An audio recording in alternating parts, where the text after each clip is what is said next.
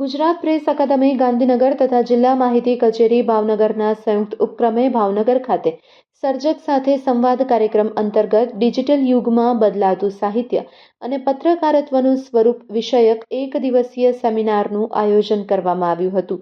આ દરમિયાન સેમિનારમાં માહિતી ખાતાના સૌરાષ્ટ્ર ઝોનના અધિકારી, કર્મચારી, ભાવનગરના પત્રકારો, યુનિવર્સિટીના પ્રાધ્યાપકો તેમજ વિદ્યાર્થીઓ મોટી સંખ્યામાં સહભાગી થયા હતા. આ તકે ઉપસ્થિત વરિષ્ઠ પત્રકાર શ્રી તારકભાઈ શાહે જણાવ્યું કે ઝડપથી બદલાઈ રહેલ ટેકનોલોજી સાથે કદમ મિલાવવા ખૂબ જ જરૂરી થઈ ગયું છે.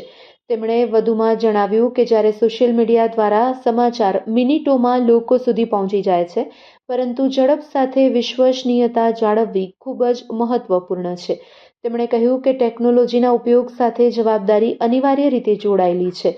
જવાબદારીપૂર્વક ટેકનોલોજીનો ઉપયોગ કરે છે તે જ સફળ બને છે.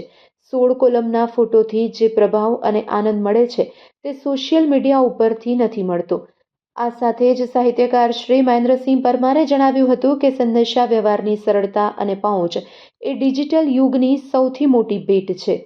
તેઓ જણાવી રહ્યા છે કે ફિઝિકલ અને ડિજિટલ પુસ્તક વચ્ચેનો તફાવત સમજાવતા તેમણે કહ્યું કે ફિઝિકલ બુક વાંચવાનો આનંદ, સ્પર્શ અને અનુભવ અનોખો હોય છે, જ્યારે ડિજિટલ બુક સરળતાથી ઉપલબ્ધ હોવા છતાં તે સ્પર્શાનુભૂતિ આપી શકતી નથી. તેમ છતાં ડિજિટલ યુગમાં ગુજરાતી સાહિત્યની મોટાભાગની મહત્વપૂર્ણ કૃતિ આંગળીના ટેરવે ઉપલબ્ધ બની છે અને નોગાવદરથી ન્યૂયોર્ક સુધી માત્ર એક ક્લિકથી પહોંચી શકાય છે. તેઓએ જણાવ્યું, એઆઈ દ્વારા સામયિક તૈયાર થવાની પ્રક્રિયા શરૂ થઈ છે, જેમાં કર્તા, સંપાદક, અનુવાદક અને કોપીરાઇટ જેવી વિગતો પણ ઉપલબ્ધ થાય છે.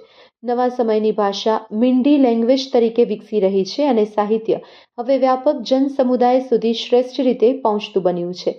આવનારા સમયમાં સાહિત્ય અને ડિજિટલ માધ્યમ વચ્ચેનું સંકલન પણ વધુ મજબૂત બનશે. સંયુક્ત માહિતી નિયામક મિતેશભાઈ મોડાસિયાએ પ્રસંગોચિત ઉદ્બોધન કરતા જણાવ્યું કે આજના સમયમાં પ્રચાર પ્રસારના વિવિધ માધ્યમમાં ટ્રાન્સફોર્મેશન સ્પષ્ટ રીતે જોવા મળે છે. ડિજિટલ પ્લેટફોર્મ તથા એઆઈના પ્રભાવથી ડિજિટલ ક્રાંતિ આવી છે.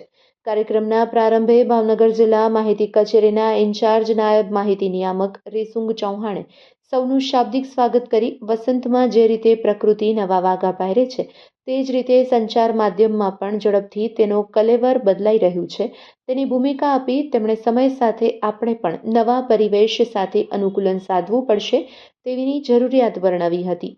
આ અવસરે આભાર વિધિ જૂનાગઢના નાયબ માહિતી નિયામક નરેશભાઈ મહેતાએ કરી હતી, તો કાર્યક્રમના અંતે શ્રોતા સાથે પ્રશ્નોત્તરી પણ યોજાઈ હતી. કાર્યક્રમનું સંચાલન સહાયક માહિતી નિયામક રાધિકાબેન વ્યાસ અને માહિતી મદદનીશ કૌશિક શિશાંગિયાએ કર્યું હતું. Report by Ejaz Shaikh, Bhavnagar.